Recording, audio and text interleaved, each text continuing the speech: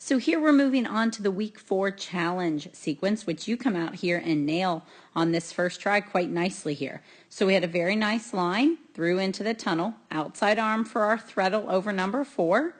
And 5, 6 didn't prove to be too much of a threadle for you. The line there was set nicely. We have the back side kicking around on the 270 and then the push into the tunnel. Really nice execution.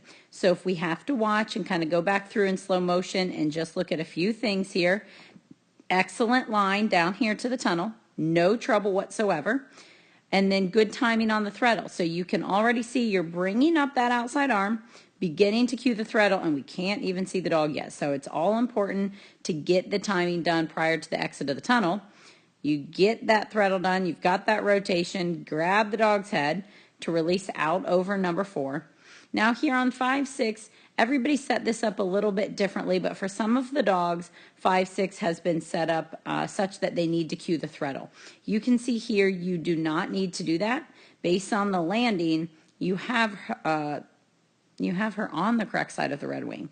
So if we go back, part of what causes that is this turn that you have on 4 to 5. So if we're looking at the turn itself, the turn actually is quite wide. So what we would really like to think about in terms of straight line from point A to point B is hugging that wing on 4.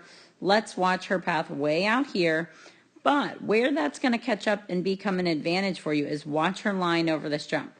Look at that jumping trajectory. So now the line that we have set is straight in, which is what's going to make that threadle not so much of a threadle and really more of a direct line. So the dog who runs the green path and gives us this nice tight turn now risks landing out here, which as they travel is why we then need to think about this as a threadle. So what we tighten up over here, we then risk costing us out here. Where if we look at the line that you have, yeah, you had a wider turn here, but now you're going to have the straight line in. So often that's what we refer to as a little bit of shaping when you kick the dog out. The question here I would have for you was it intentional or not? If it was intentional shaping, great. If it was simply a matter of the dog going wide, that's when that becomes a problem. I mean, if you wanted at this point, because it looks like she's caught an eye on something there, if you wanted that line, that would be a problem that we're continuing to see that drifting. And then out here, oh, we cut back.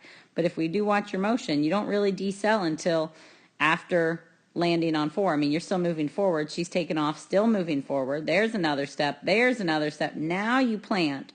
And that's the last little plant you take with the left foot before you then kind of start to cut back in the other direction. So you did have an awful lot of forward motion coming around here. So again, it made this line beautiful.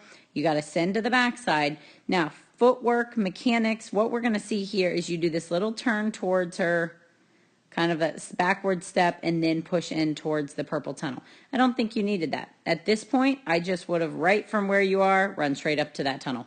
Run forward. I would have discontinued any motion this way. I would have discontinued any type of rotation before kicking back. Remember that the path we're looking for is landing straight up to the tunnel. We want you to run that straight line there. So I just would have been running up towards those cones. You get this rotation in, couple steps backwards, and then push up. So I think you could have saved yourself a little bit in your footwork had you eliminated that backward step. Awesome job on the challenge sequence.